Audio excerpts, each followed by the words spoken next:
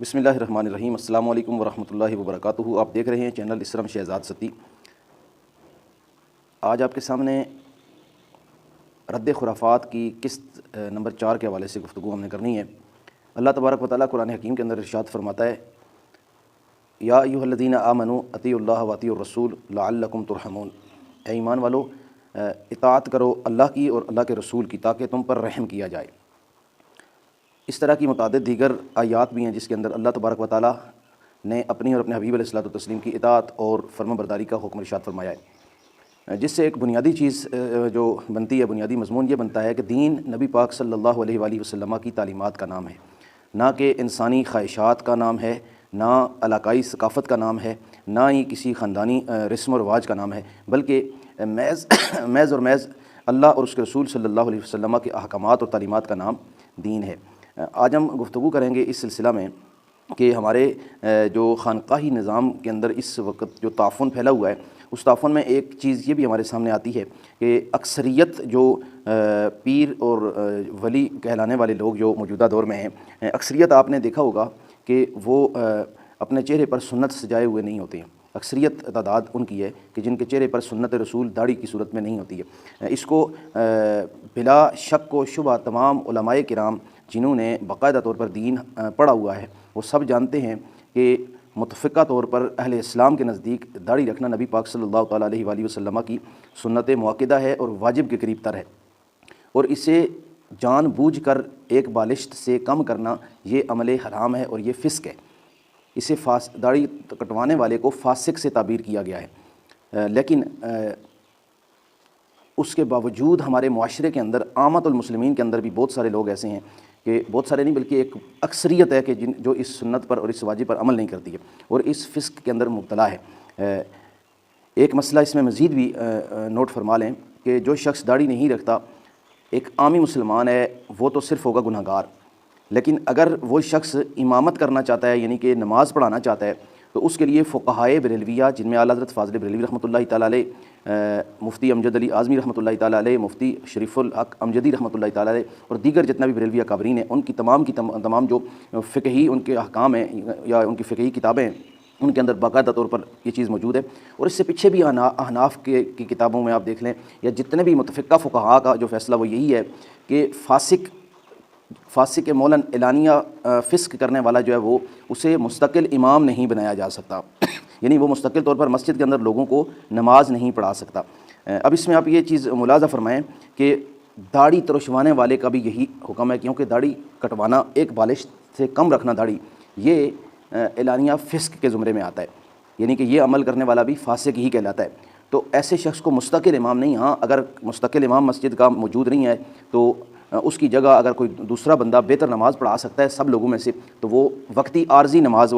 بجماعت نماز پڑھا سکتا ہے، لیکن مستقل امام نہیں بنا سکتا وہ بندہ اس کو۔ لیکن اب اس میں آپ یہ دیکھ لیں کہ اگر ایک شخص داڑھی اگر اس کی مکمل نہیں ہے تو وہ مستقل مسجد کا امام نہیں بن سکتا، تو وہ پیر و مرشد اور پیشوا اور ولی اللہ کیسے بن سکتا ہے کہ جو ایک امام مسجد سے بہت بڑا بلند مقام اور مرتبہ ہے۔ اب عامت المسلمین کو جتنا مرضی یہ احادیث کے ساتھ فقہاء کی تعلیم جو اصطلاحات ہیں یا ان کی جتنی بھی تشریحات ہیں اس کے ساتھ عامت المسلمین کو سمجھایا جائے، لیکن وہ اس بات ان پر اثر کیوں نہیں کرتی ہے؟ اس کی بنیادی وجہ یہ ہے کہ ہمارے ہاں جو طبقات ہیں، جو تصوف کے نام پر جو جعلی کام ہو رہا ہے خانقاہوں پر، درباروں پر، تو وہاں پر اکثریت جو گدی نشین حضرات ہیں ان کی یہی حالت ہے کہ ان کی اپنی سنت برابر داڑھی نہیں ہے، اور علماء کا اس معاملے میں ایکشن موجود نہیں ہے۔ عام مسلمانوں کو تو ممبر پہ بیٹھ کے تو داڑھی کے واجب ہونے کا حکم دے دیا جائے گا اور داڑھی کاٹنے والے کو فاسق ہونے کا بات کر دی جائے گی، حکم سنا دیا جائے گا، لیکن وہ لوگ جو ہزاروں سینکڑوں کی تعداد میں لوگوں کو لیڈ کر رہے ہیں وہ بھی باطنی پاکی کے نام پر، تصوف کے نام پر،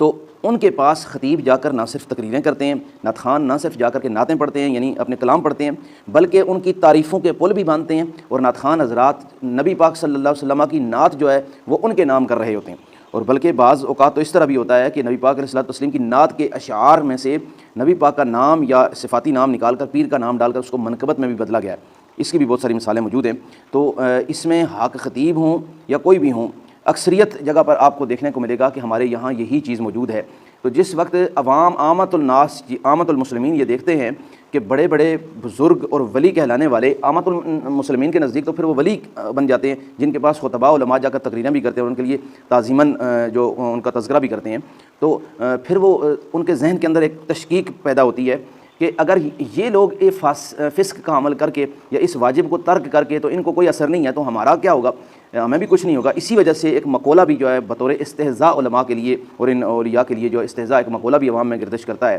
کہ اگر یہ بخشے گئے تو ہم بھی بخشے جائیں گے۔ تو بھائیو یہ بات بالکل درست ہے، کیونکہ ہم اگر آگے مصلی پر کھڑے ہوتے ہیں تو ان کی ذمہ داریوں کے اندر یہ ذمہ داری ہے کہ ہم ان تمام کے تمام اسباب کا تعین کریں کہ جن اسباب کی وجہ سے ہمارے اسباق کا اثر جو عوام پر نہیں ہو رہا، تو اس میں ہمیں سب چیزوں کی سمجھ آ جائے گی کہ در حقیقت ہم خود جو ہے اس کے اندر کوتاہ واقع ہوئے ہیں کہ اگر ایک چیز عام مسلمان کے لیے جائز نہیں ہے تو وہ ایک ایسا